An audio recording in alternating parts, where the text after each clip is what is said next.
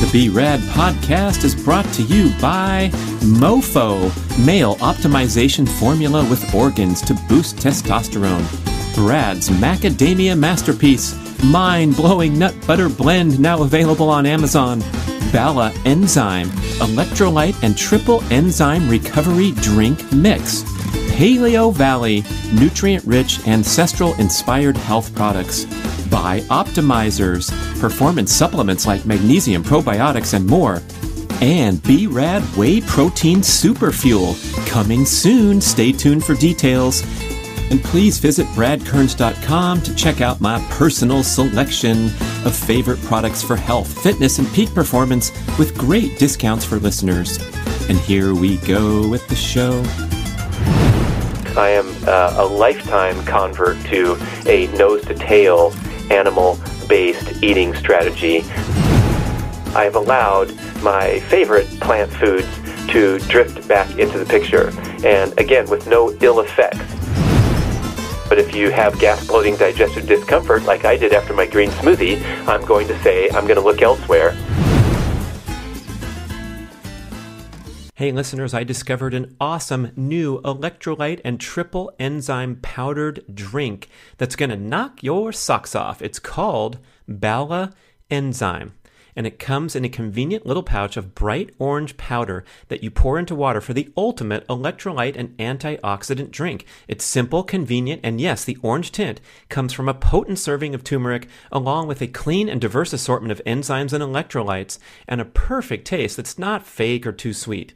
Bala was created by husband and wife doctors to help their patients recover from inflammation, improve hydration, speed up recovery, even relieve joint pain, improve digestion, and boost immunity. I love their incredible devotion to product quality. There's a lot of research behind it, and I just sprinkle this packet into ice water, and it's so easy to stay hydrated because you absolutely enjoy the taste of the drink.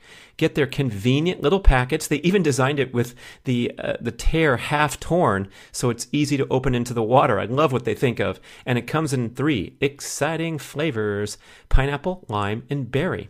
It's so potent, it might stain your fingers if you get it on your fingers. And yes, that's a good thing for a serving of turmeric that's that potent. It's also sugar-free, zero carb, and promoting of the 3 R's: rehydrate, relieve, and revive.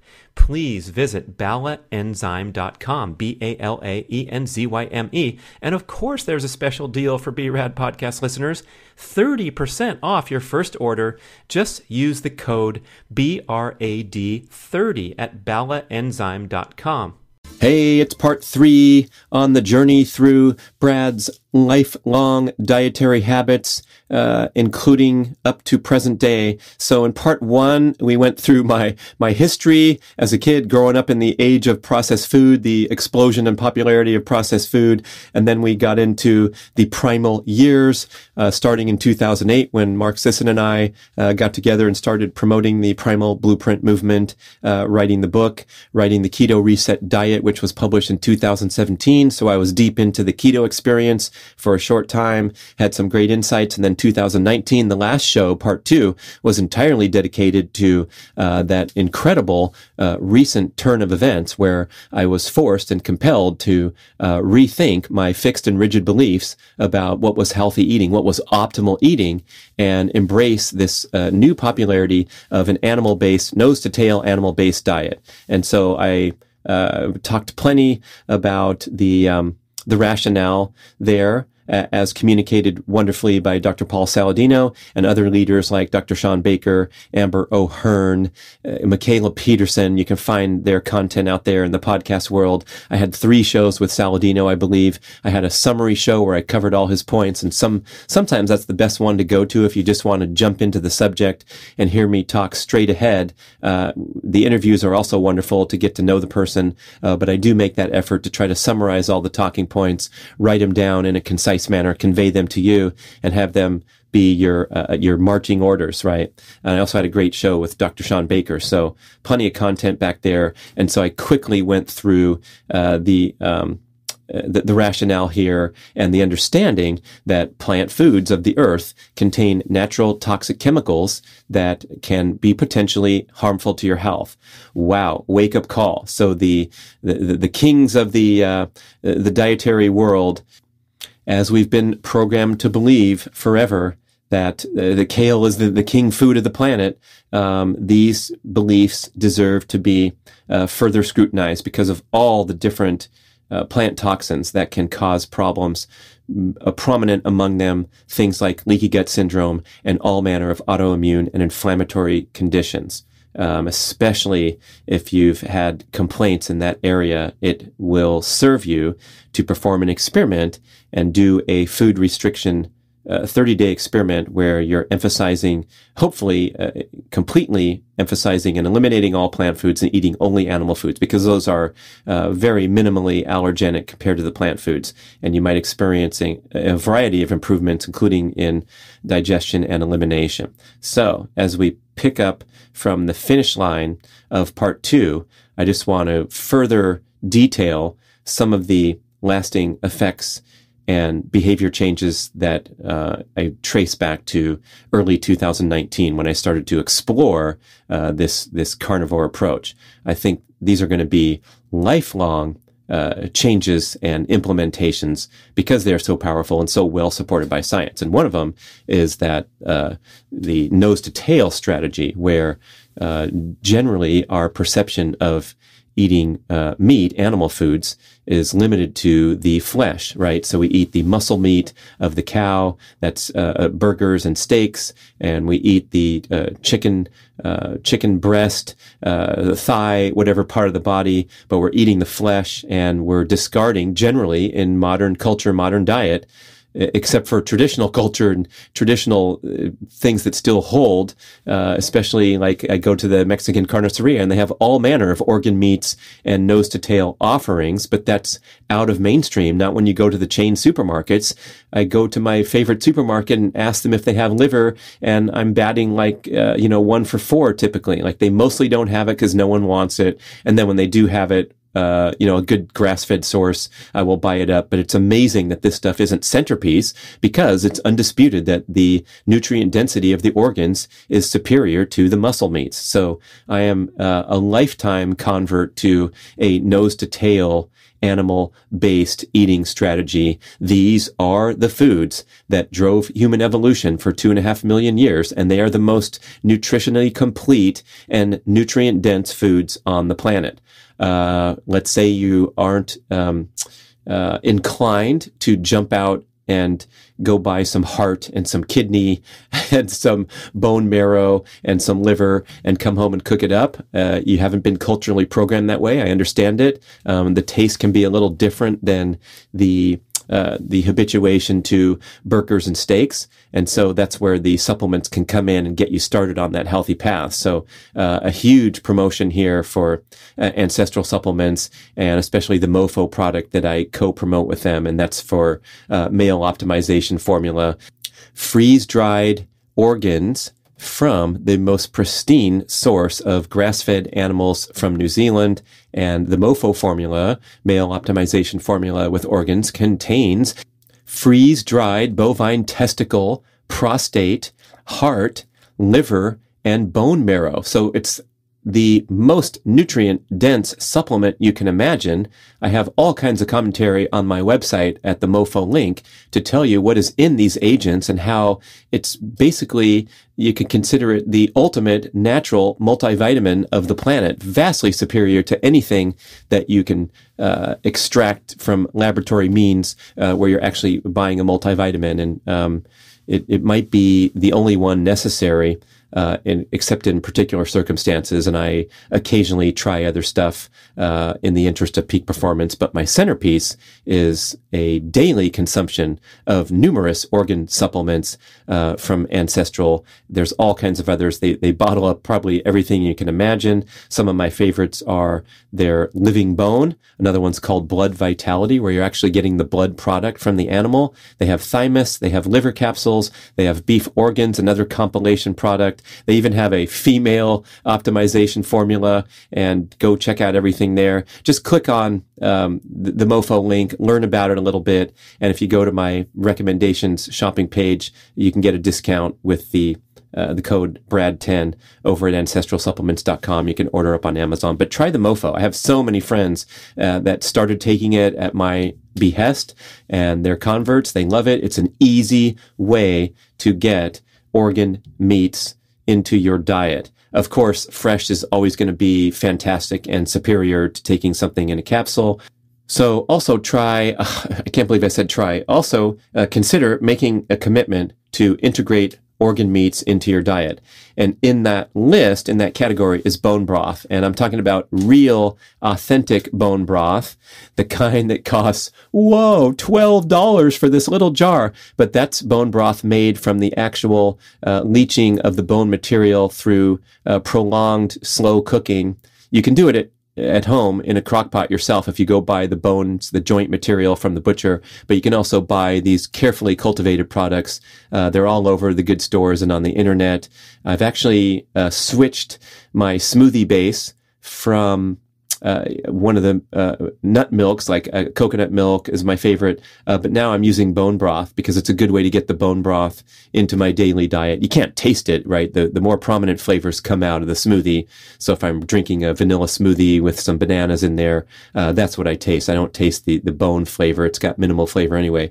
But a quality bone broth will give you that those specialized agents that are not found in other foods, not muscle meats, or found at very much lower levels. And that's the material that's especially healthy for your connective tissue, collagen, glycosaminoglycans. Dr. Kate Shanahan, one of the leading promoters of how important consuming these types of agents are in your diet for your connective tissue health, which is directly associated with longevity. So get your liver game on. Liver would be the first choice in the organ meats category because it has such tremendous nutrient density. And then add to that regular commitment to bone broth. A wonderful warm beverage is authentic bone broth. Again, I'm talking about stuff that's gelatinous when you refrigerate it, rather than liquidy, and distinguished strongly from the inexpensive stock. It should be called stock. Sometimes it says broth, but you can go to the store and look at the carton of chicken broth, beef broth, vegetable broth, and that's just kind of a liquid with minimal nutritional benefit versus a gelatinous bone broth from some of the great suppliers. And I've had Sharon Brown on the podcast, founder of Bonafide Provisions. She credits bone broth with healing some serious health conditions of her young son that were resisting medical treatment and getting really frustrating, but it's so nutrient dense. There's also a recent popularity of the bone broth diet for the heal and seal effect it is purported to have on leaky gut. So if you consume a strong commitment to bone broth, I think some people might be doing only bone broth for a couple weeks, but getting those plant foods out of your system for a test period to determine your sensitivity. And if you have leaky gut symptoms, you most certainly have plant sensitivity. And instead replacing it with a lot of bone broth, the specialized agents in the bone broth have a heal and seal effect on your gut lining. So that I'm just still talking on the first bullet point of the benefits and the observations I've seen from transitioning over to this nose to tail emphasis carnivore-ish eating pattern. Yeah. There's another one that I would call efficiency. And by that, I mean, I'm not on a blood sugar roller coaster, and I can reference back to pre-2008 diet, where I was eating, by and large, what anyone would consider very healthy, a lot of scrutiny with all my purchase decisions, looking for the right brands, reading labels, talking about it, writing about it. But I consumed so many calories and snacked so frequently because I was burning a lot of calories that I would be on this little bitty, not an extreme crazy one, Mr. Hot Fudge Sundae, but just a natural grain-based diet, causing a lot of glucose spikes and insulin responses. And so by the end of the day, I would have this experience of feeling burnt out, exhausted. I thought it was from the busy day, but it was also from that energy roller coaster of eating a high carbohydrate diet with a lot of insulin stimulating effects. And so the efficiency of eating these carnivore-ish meals is that you feel tremendously satisfied without the glucose spike and the insulin crash during the day. Same with fasting. And of course, fasting becomes much easier when you are eating these low insulin producing meals and cutting out the junk food and the processed foods and getting better at burning fat by honoring all the lifestyle practices that support fat burning. We've had so many shows about that. Sensible exercise program rather than overtraining, all that stuff. And so we have this high satiety, low insulin stimulating diet to whereby you can easily skip meals if you're too busy and just have a more efficient, productive day rather than, being reliant upon snacks. And I reference my travel days from the old days versus today, where I would seriously pack a separate little carry-on bag that was just filled with food and my jars of nut butter and my trail mix and all the stuff I mentioned on the first show, versus now where a travel day is a wonderful opportunity to fast because it helps you with overcoming jet lag. It helps reduce the stress impact, the EMF impact of traveling in the metal capsule up at high altitude, and all those things that are stressors to the body doesn't go hand in hand with digesting nutritious food. So I take the opportunity to fast, and that's another thing that I can do with greater ease because of my baseline dietary habits. Also, beyond feeling satisfied and having greater nutrient density in the diet, not needing to snack as a centerpiece of my daily schedule, my daily lifestyle experience, I would say that my digestive function is vastly improved to the extent that I have nothing to report rather than all kinds of little nicks and knacks and things that are imperfections. And I think we've come to embrace all this stuff as normal when it really shouldn't be normal. So most people, I think there's a lot of over-the-counter and prescription drug products to vouch for my wild statement. Most people go through life with a significant amount of gas, bloating, transient minor digestive pain, elimination irregularities, constipation, extra visits to the toilet, all these kind of things in that category. Most people think that's normal. We were doing some prescription drug research for a storyline in the Primal Blueprint and ranking the top selling, the most used drugs. And I think Nexium, the purple pill, which I believe is taken for digestive discomfort, is like the number 3, with millions and millions of people on prescription medication to manage the digestive discomfort that is quite likely related to what you eat. Am I fair to say that? I'd say so. The digestive discomfort caused by reactivity to the natural plant toxins. So let's be over and done with that and try to envision a life where you have nothing to report with your digestion and elimination. Okay. Over time, right, as I said, I relaxed my standards, especially when I got the 8 pounds of excess body fat off in 3 months. That was a really devoted experience where the meals were tightly carnivore. I was having the eggs without the mini tortillas on the bottom, even though I might enjoy that more just because. And then doing things like increasing my commitment to cold exposure, which I believe is a strong catalyst to fat loss, and not eating any calories until 12 noon, all that stuff. So relaxing those commitments, I've allowed my favorite plant foods to drift back into the picture. And again, with no ill effects. So this is not a recommendation or a list for you to go out and add on your index card that it's okay for you. But for me, I've very carefully tracked to see if I have any adverse symptoms, and I don't, especially with dark chocolate, because let me tell you, the amount that I eat, if I had some reactivity to dark chocolate, I would definitely feel it. I could get Dr. Saladino back on the show and he'd probably argue a few points with me there, because some of this stuff, most of this stuff is subclinical. So maybe my nutrient assimilation is slightly compromised by my dark chocolate habit, because we heard earlier that the oxalates can bind with minerals and, inhibit your absorption of certain minerals. Hey, but my blood work looks good and I'm enjoying my life. I'm picking the best stuff and it's my treat, my indulgence, and I'll have a hard time giving that up unless I guess I should try that for 30 days, right?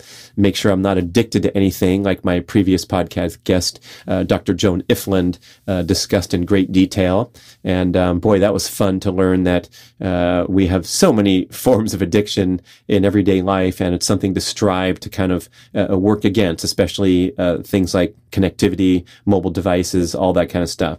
Anyway, so what's leaked back in, of course, is a heavy consumption of high cacao percentage bean to bar, fair trade dark chocolate, starchy tubers. That will be my go-to high carbohydrate source, and those are consumed mostly in conjunction or in direct association with my high intensity workouts. So I do make a concerted effort to increase carbohydrate intake in the hours after these high intensity sprinting and jumping workouts. And my favorites are sweet potato, and my new favorite, dating back several months to my trip to Hawaii, discovering the purple sweet potato. Oh my gosh, it's just fabulous. And I'm talking about the one that's purple inside and out. They're very difficult to find in the store. There's a type of sweet potato that's purple on the outside, and inside is a lighter color than the orange sweet potato, which is my favorite, oftentimes referred to as yam,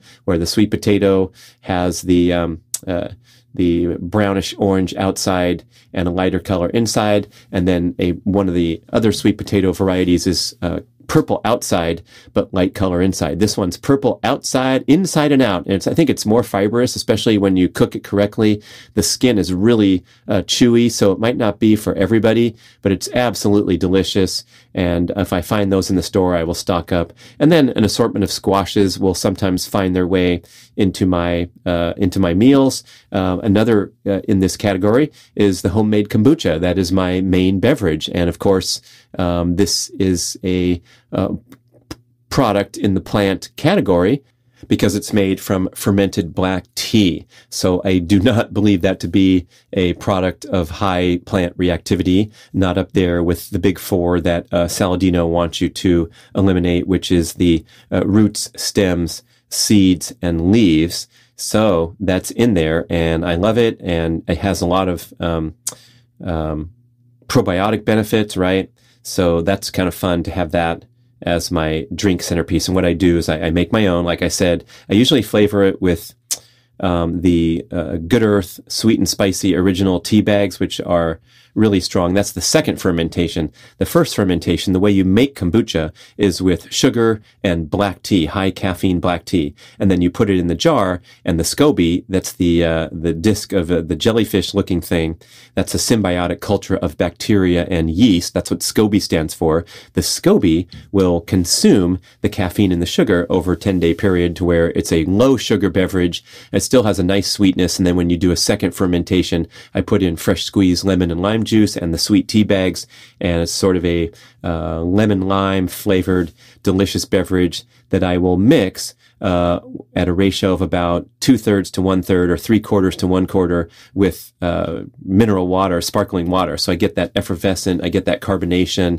and I get the kombucha flavor, and that is my winning go-to beverage. And I mostly have used my wonderful SodaStream machine to carbonate the filtered water from the filtration, but now I've made a greater commitment to increase my carbon footprint by buying expensive glass bottles transported from across the globe, inspired by Ben Greenfield, who put that on his top 10 list of health practices that he would recommend. Can you believe that? Of all the things you could mention, he said, drink more mineral water because our modern diet is mineral depleted. The soil that's used to grow the crops, the difficulty in getting things like magnesium from dietary sources, the mineral water can be a real helpful inclusion into the diet. And I know I shake my head lifting those heavy boxes transported from the mountains of Italy or the Rocky Mountains, whatever, and then going to recycling with a ton of glass bottles because, of course, I drink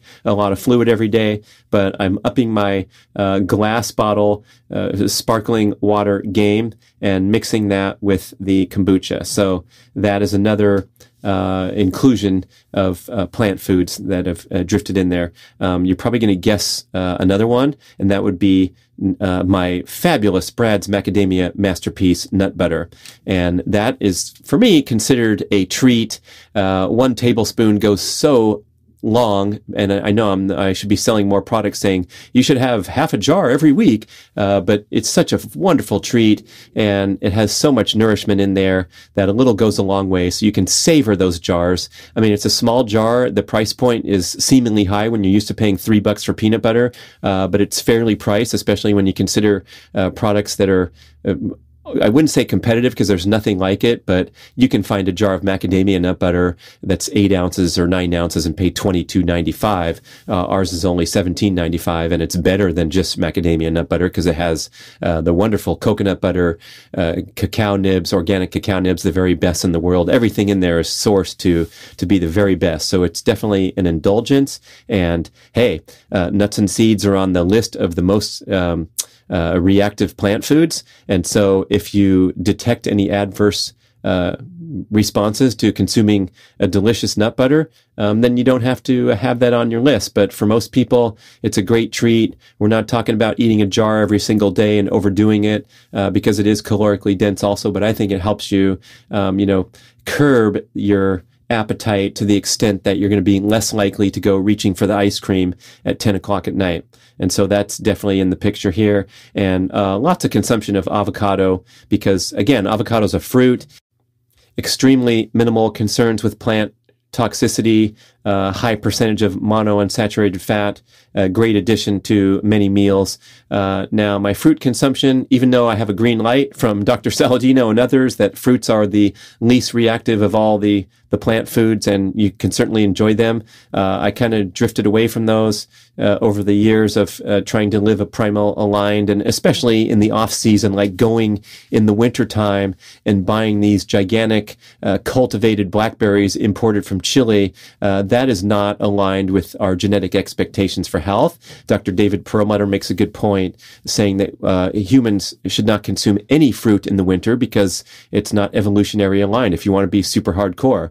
And also, my selectivity is pretty high with fruit because I want fresh seasonal fruit that tastes delicious. And once you've had truly delicious berries in the summertime from the farmer's market, or a fresh pineapple, papaya, mango from Hawaii, or wherever you can get truly fresh fruit, you are not going to be so excited about buying the routine fare that's oftentimes picked too early before ripening, transported from its distant origins, and just doesn't taste as good as a truly fresh fruit, or especially a wild fruit. So we have organic, and that being the highest ranking in the fruit category, but even higher than that is wild fruit. So if you're driving on the country roads in Oregon in the summer and you stop and pick some blackberries, that's about as good as you can get. And they taste vastly superior to the blackberry that you buy in the plastic box in the store.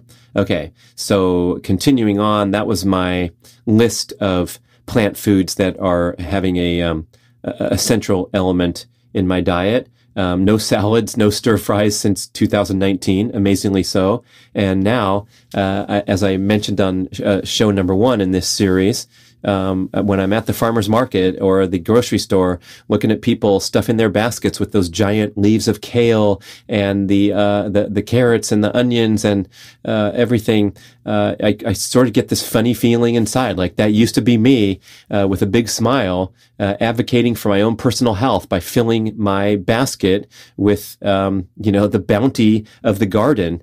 And it's kind of an amazing sensation to realize that my mentality has shifted, and that I now second guess this strategy, and looking even deeper and learning more and doing more research, it's again another example of how we've been programmed to take these, I guess you would call it a soundbite or, a basic insight and extrapolate it to contend that plants are the king of the universe. I like how Liver King Brian Johnson making a very loud and splashy statement on his recent foray into social media on Instagram and elsewhere that liver is the king of the food scene. It has the more nutrient density by far than anything else, even giant baskets of the most wonderful organic produce that you can find. And they have some of these conversion commentary, right, where carrots and pineapples and sweet potatoes are high in beta carotene, which gives you the wonderfully important vitamin A. But guess what? It takes up to 20 times more, I think it's 21 times more chemical reactions, cellular reactions in the body to convert ingested beta carotene from the diet into the usable form of vitamin A in the body, which is retinol. And then you look at the nutrient profile of 3 ounces of liver, and it has the fully formed source of vitamin A, retinol, in massive increased quantities from consuming 4 pounds of broccoli, 10 sweet potatoes. The conversion rates are ridiculous. And again, further rationale, Denise Minger, one of the smart minds out there with a great blog, a real deep thinker and researcher, author of Death by Food Pyramid, still a really good selling book that we put out nearly a decade ago. She cites research, as do others, that some 40% of the population does not have the right genetics to efficiently convert beta carotene into vitamin A. And there's all kinds of examples like that where our familial genetics, our recent genetics, make us more or less adaptable to different dietary strategies. So those following the extreme diets, like the hardcore dyed-in-the-wool plant-based folks that are thriving and looking great and feeling awesome on a plant-based diet, I'm going to name my main man, old friend Rip Esselstyn, who's a picture of health and fitness, recently broke a world record in master swimming in the 200-meter backstroke, and he's one of the leading plant-based advocates in the world with his Plant Strong business and products and podcast. And of course he's thriving. He has excellent blood work. Everything's fantastic. So it really works well for him. But I'm going to contend in response that you could call it a high risk dietary strategy if you are going to a plant emphasis or plant-based, because you are eliminating the vast majority of the most nutrient-dense foods on Earth. But it can work for some people. I think Game Changers was a popular documentary highlighting these great athletes who are performing well following the vegan diet, but it's been so roundly, widely criticized with deep responsibility and scientific research supporting it. You can listen to long shows. Dr. Chris Kresser was on Joe Rogan taking it apart piece by piece with a 78-page PowerPoint calling on all the irresponsible and lack of scientific evidence they presented and manipulation and propaganda. So let's just walk away saying that if you choose to restrict the animal foods that have nourished human evolution for 2.5 million years, you are following a high-risk dietary approach. And again, who can contend that your level 7 doesn't have the potential to be level 9? That's all we're talking about here. All right. So I talked about upping my commitment to nose to tail and getting those organs in my diet through supplemental means like MoFo and other ancestral products, as well as going out of my way to find sources. U.S. Wellness Meats, I don't think I mentioned them before, but they have a great website and they have grass-fed liver from different animals, and they have other organs, and it's easy to find these days with the push of a few buttons on the internet. And again, it's all about the theme of maximizing nutrient density. Oh, it might be fun here to mention this excerpt from our book, 2 Meals a Day, from Dr. Josh Axe. He's one of the most popular health authorities in the world, written a bunch of books, co-founder of Ancient Nutrition, a lot of products with collagen and so forth. And he's I don't think we would categorize him in any camp except for the creationism camp, because when I asked him on my show why walnuts are good for the brain because they're shaped like a brain, and why is celery good for the bone just because it's shaped like a bone, he said I wouldn't like his answer if I didn't believe in creationism, which I don't. I'm sorry, Dr. Axe, but a lot of his information is very sound and well thought out, and so we're not going to discount everything just because that that religious element is injected into his dietary commentary, and he seems like a pretty good resource to deliver what he calls top 30 nutrient-dense foods. And you're going to find a lot of plants on his list, but you're also going to find most of the major players on the Carnivore Scores food rankings chart. So if you have a strong belief that various plant foods are giving you health benefits and you're getting that favorable antioxidant response without any adverse side effects. And again, that's a point that Saladino makes so wonderfully, that all these plant foods come with a package insert. Yes, indeed, broccoli is going to give you a nice dose of sulforaphane, which very smart Dr. Rhonda Patrick will explain just how beneficial that is for the antioxidant response. But if you have gas, bloating, digestive discomfort, like I did after my green smoothie, I'm going to say I'm going to look elsewhere. And I love that concept that Dr. Paul detailed in one of our shows about the difference between plant hormesis and environmental hormesis. So hormesis is a stressor that delivers a net positive benefit. It's an appropriate stressor to the body, like a short-term fight or flight experience, such as a sprint workout, giving that hormonal burst of adaptive hormones into the bloodstream afterwards, growth hormone, testosterone.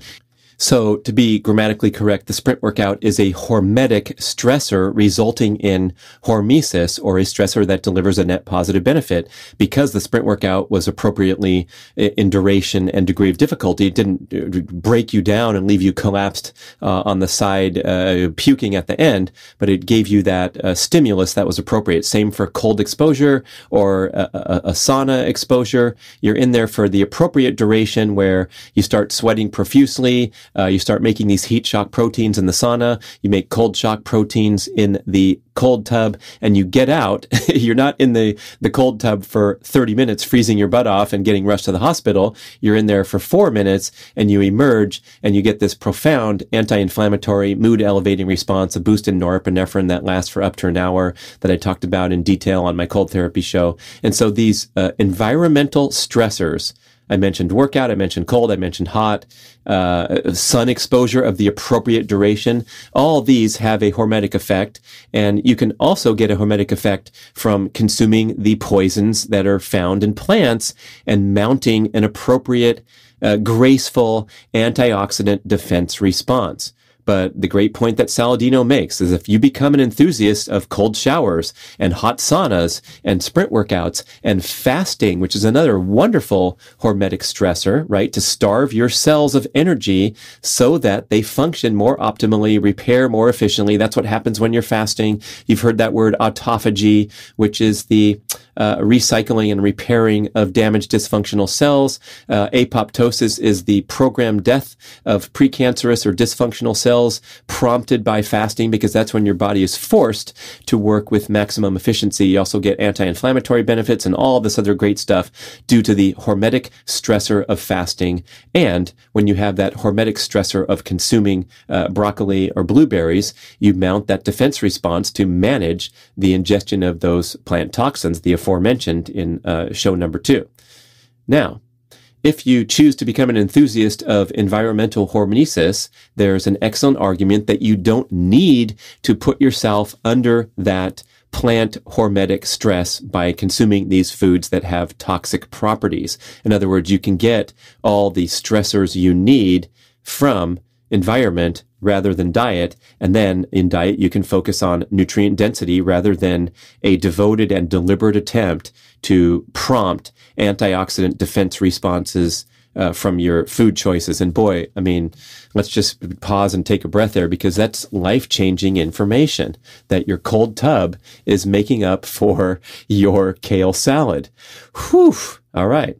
I didn't know this stuff prior to 2019, and more content going in my brain over the previous years. Paul Saladino's Fundamental Health podcast, I can't rank it highly enough. He gets in there with interviews or monologues where you're just getting a ton of information deep into the science of all this that I'm talking about, hopefully in an easy to understand and take away tone. But without delay, I'm going to get to that 30 nutrient-dense foods from Dr. Axe. And I think this is in rank order because it's otherwise random. But number one is seaweed, which is a pretty good plug up there because seaweed has that dietary iodine, which is very difficult to obtain. It's incredibly nutrient-dense. And remember, our ancestors colonized the globe.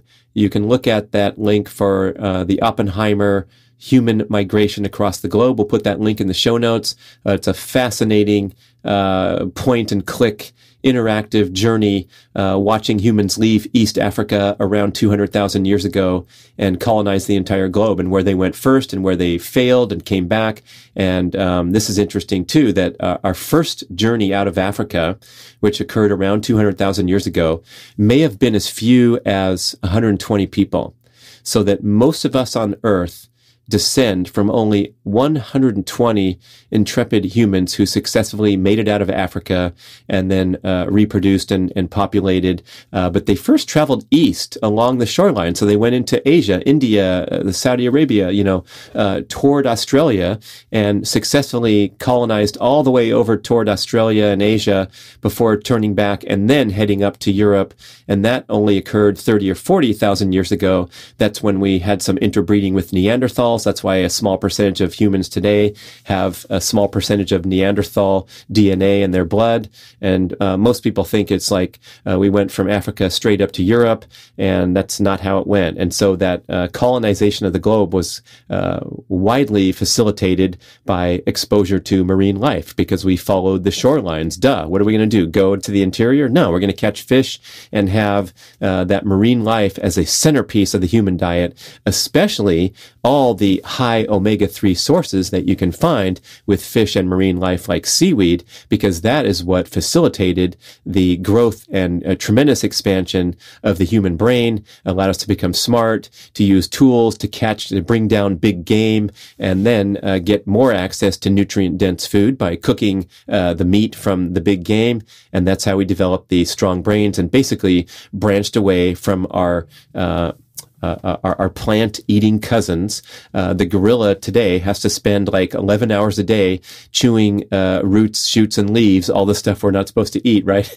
Chewing that food just to get enough nutrition to fuel the extremely less functional brain than the human brain, which was fueled by nutrient-dense marine life and animal foods.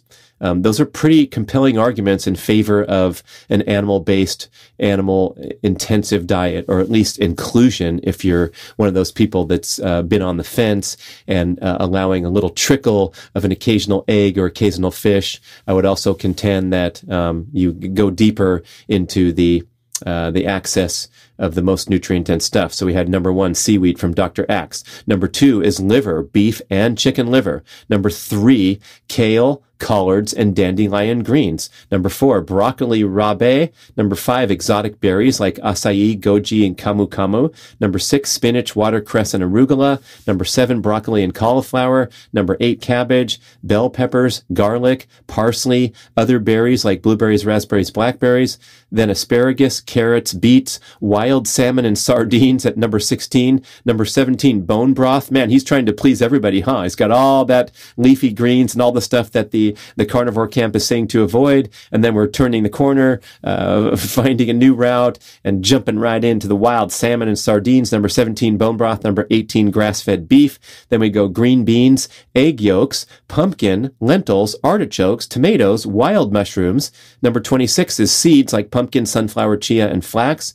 Number 27, raw cheese and kefir. Sweet potatoes, black beans, and wild rice is Dr. Axe's top 30. In no way am I recommending or endorsing this, but I appreciate his list. We appreciate it enough to put it into 2 meals a day as an outside opinion on the matter.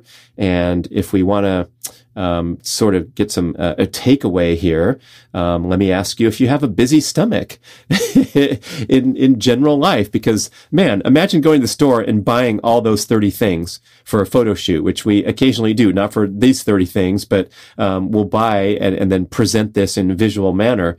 You are talking about an incredibly diverse and colorful bunch of meals to go eat all those 30 things over the ensuing days. And that might not be as easy as sticking to some familiar go-tos like your sardines, eggs, salmon, and steak, and not as much dietary diversity. There's this seemingly flawed notion that the more dietary diversity you have, the better our gut microbiome, but that's been widely refuted by many experts. One of my favorite quips was from Brian McAndrew, filmmaker for the Primal organization, and he's like, a rainforest is a pretty amazing, economically diverse and thriving community, but he goes, so is the desert, man. And there's all kinds of things living in the desert. It doesn't look as, let's say, impressive or diverse at first glance as a rainforest, but it's an excellent point. In other words, you can have a healthy microbiome by consuming fewer foods. And a great takeaway from human evolution is how adaptable humans are to anything and everything. So our ancestors that evolved and settled above the 60th parallel on the globe, so that would be like Scandinavia, Alaska, if you're looking at the line on the globe, you cannot make vitamin D ever at that latitude. So even in the middle of summer, laying out on your lounge chair on a sunny day in upper Norway or what have you, the sun's rays are not powerful enough to prompt vitamin D production from sun exposure, which is the most prominent and the easiest way to get the loads that you need. And so if you don't have sufficient vitamin D levels, you die. So the only way our ancestors were able to colonize the upper latitudes of the globe, it might not be the 60th parallel. I think it is. Yeah. Above 60, you'd never make vitamin D. Above 45, which a lot of people live, right? Now we're cutting into middle of Europe. We're going through Salem, Oregon, the famous sign on Interstate 5. It says, hey, welcome to the 45th parallel. You are now halfway between the equator and the globe. Pretty awesome.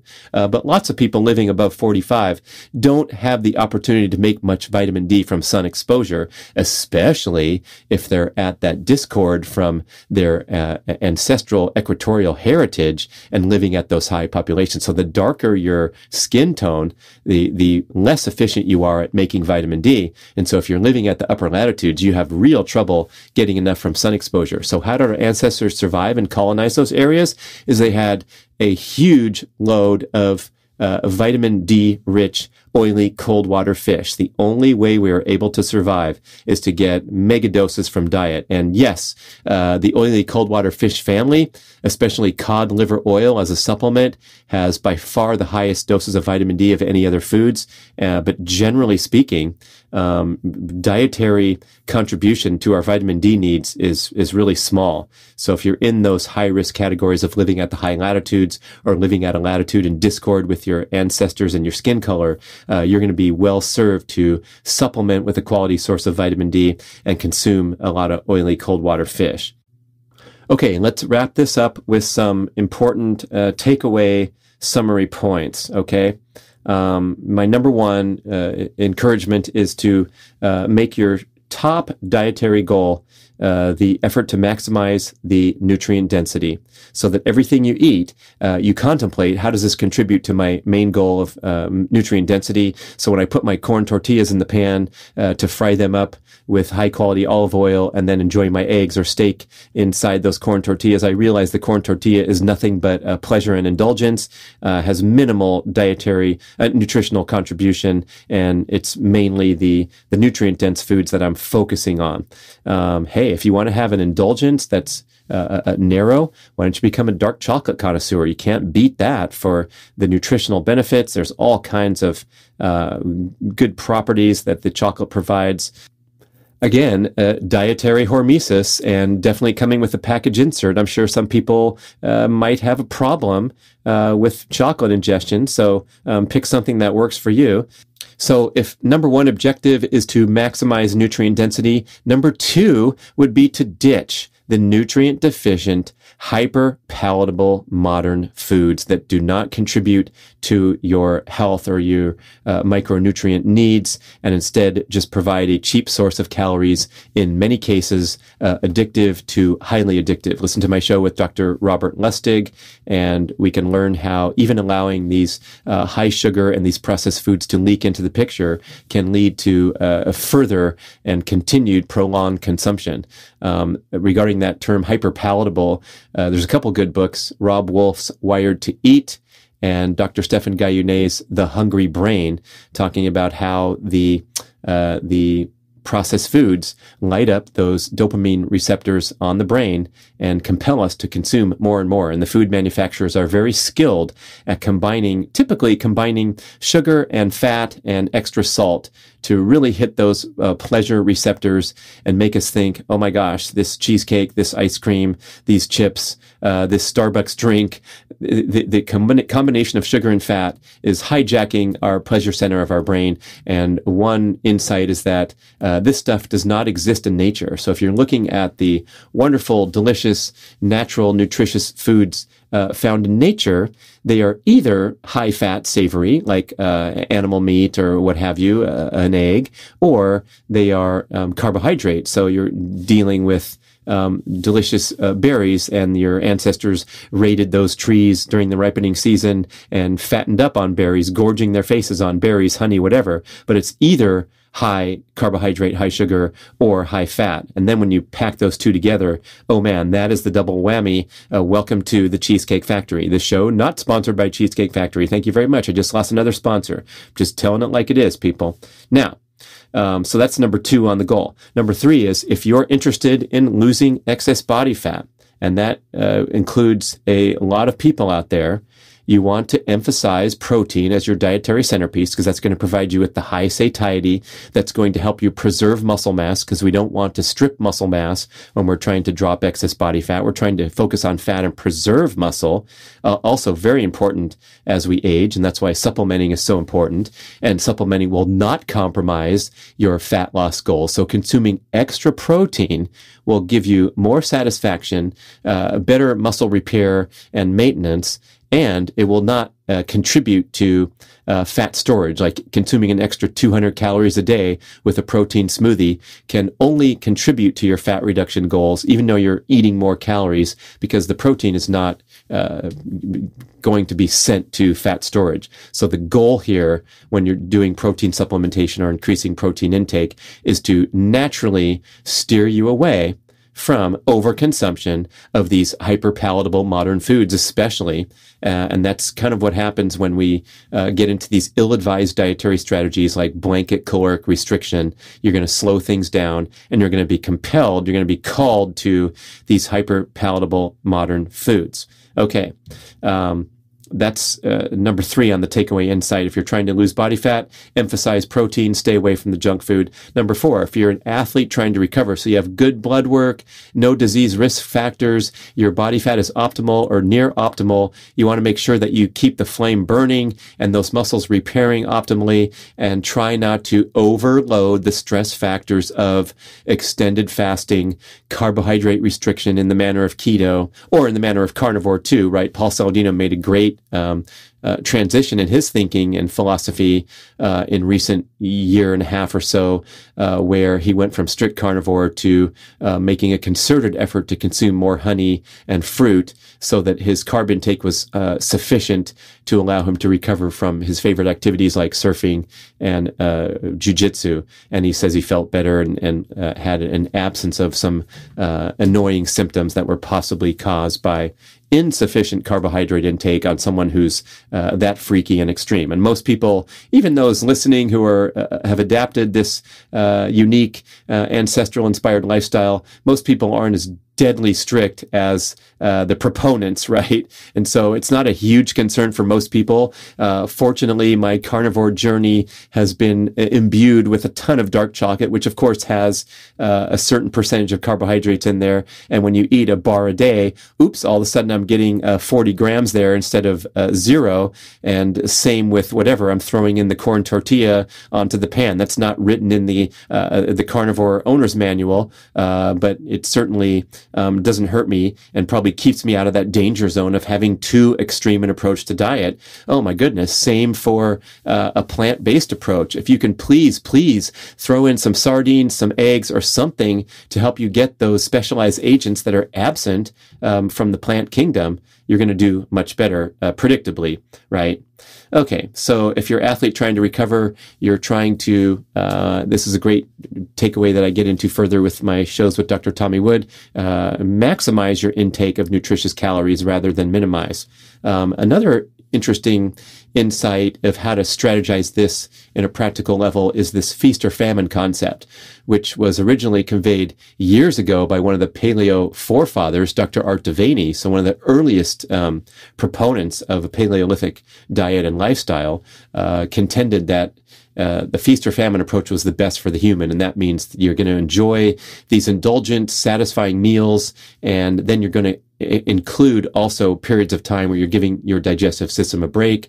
Now, the recent research in time-restricted feeding, Dr. Sachin Panda, showing all kinds of benefits for the human to give that digestive system a break of at least minimal 12 hours every day eating window. So we don't want to be eating late into the night. And so we have that 12-hour break at minimum. A lot of people like to play around with strategies like the 16 and 8 eating pattern. So you're fasted for 16 hours, and then all your calories are consumed in an 8-hour window, let's say from noon to 8 p.m., as I followed when I was trying to drop excess body fat.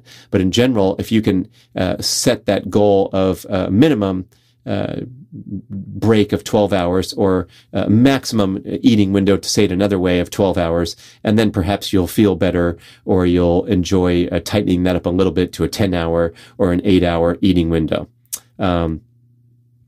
Also on this list of takeaways is to make a concerted effort to emphasize a nose-to-tail animal-based diet.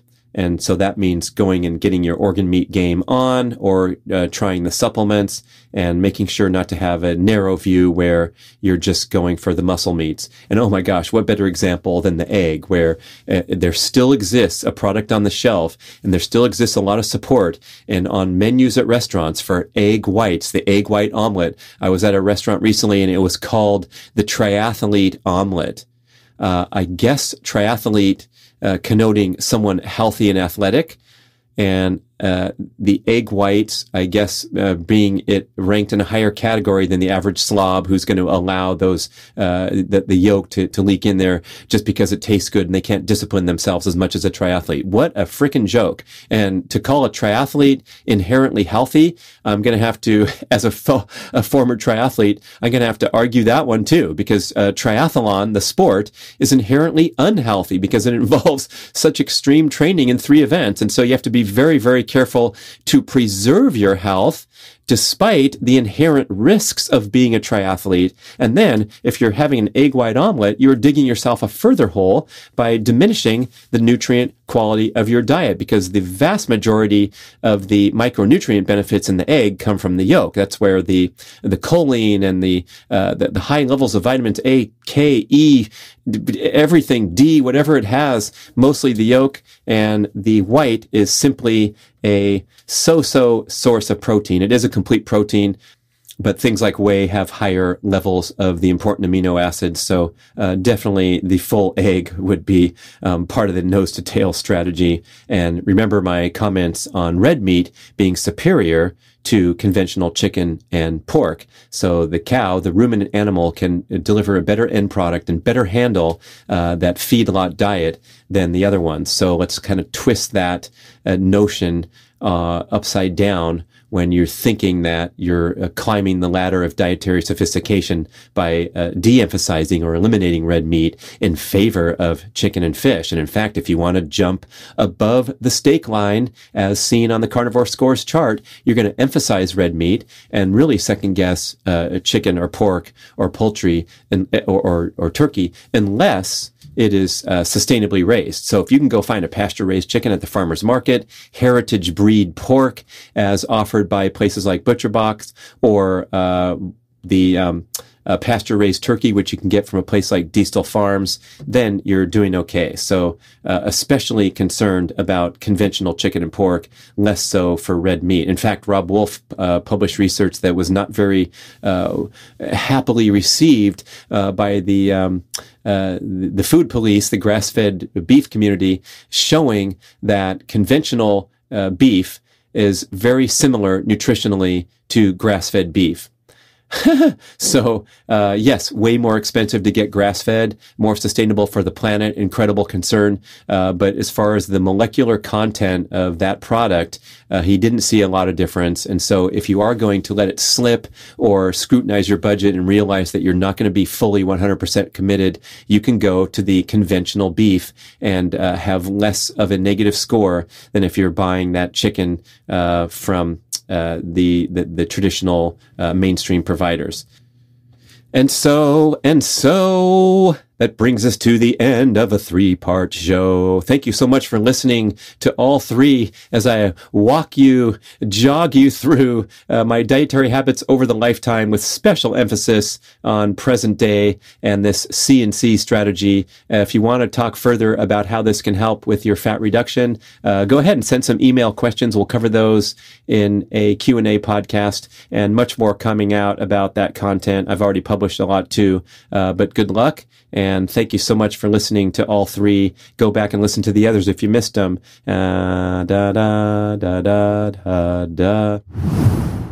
Thank you for listening to the show. I love sharing the experience with you and greatly appreciate your support. Please email podcast@bradventures.com with feedback, suggestions, and questions for the Q&A shows.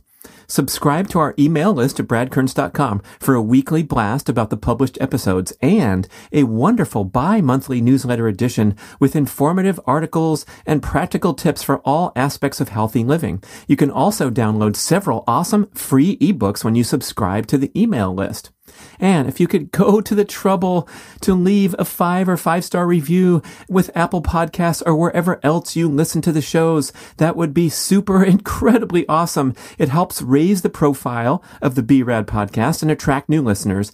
And did you know that you can share a show with a friend or loved one by just hitting a few buttons in your player and firing off a text message? My awesome podcast player called Overcast allows you to actually record a soundbite excerpt from the episode you're listening to and fire it off with a quick text message. Thank you so much for spreading the word. And remember, be rad.